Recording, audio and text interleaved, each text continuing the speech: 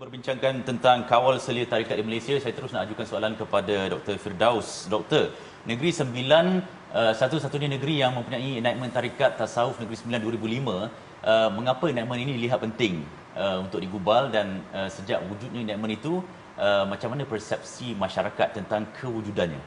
Baik. Sebagaimana yang kita maklum sebelum ini bahawa Islam sudah pun disebarkan oleh golongan sufi yang menggunakan pendekatan tarikat, tasawuf tarikat itu sendiri. Namun kita tahu sesuai dengan peredaran zaman itu sendiri, pasti berlaku pertemuan ideologi, betul, agama, apalagi pemikiran, budaya, sosial budaya dan sebagainya, dan ini menatijahkan masyarakat, persepsi khususnya masyarakat terbahagi kepada dua kelompok.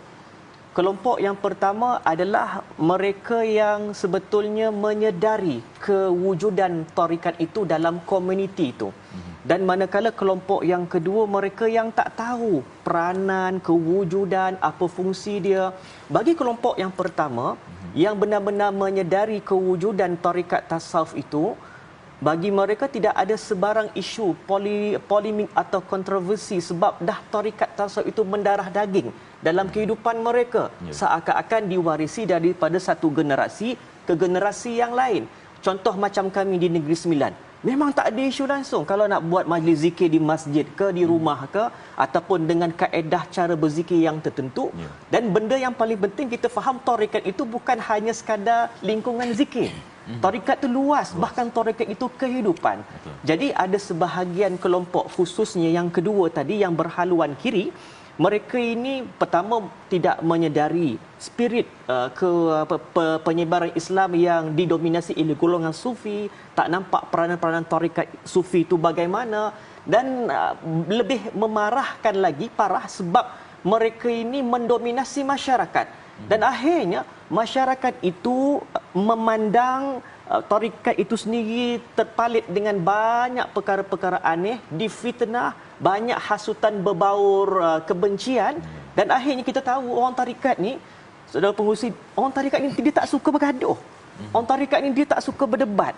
Asalnya dalam masyarakat tadi diterima, kemudian didominasi oleh kumpulan berhaluan kiri yang tidak suka memfitnah golongan tarikat. Maka orang tarikat ni, okey, dia kata apa, kami surrender, kami tak apa, kami boleh berasingan. Dan bila mereka berasingan pula dalam kelompok mereka, dianggap eksklusif pula. Kemudian dianggap taksub kepada kelompok mereka. Jadi kita nak buat macam mana? Dalam masyarakat pun dipandang sinis, dipandang fitnah. Kemudian dalam kelompok sendiri pun dipandang pelik, dianggap sebagai tertutup, fanatik, taksub.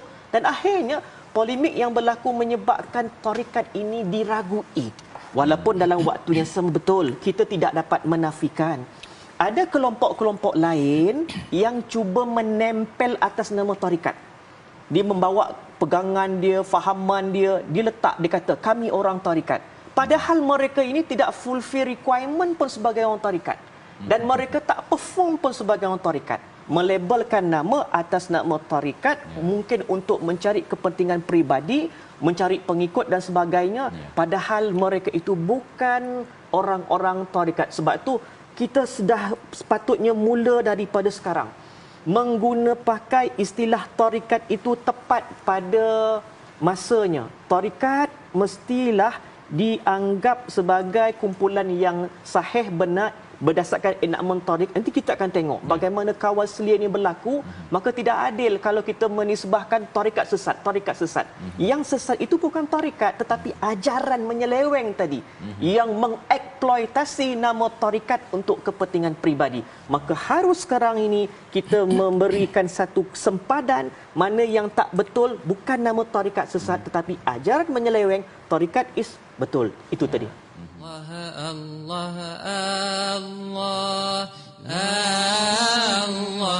Allah Sidi Allah Allah Allah Allah Al-Azim Allah ya murid Allah na'id lak قول صغار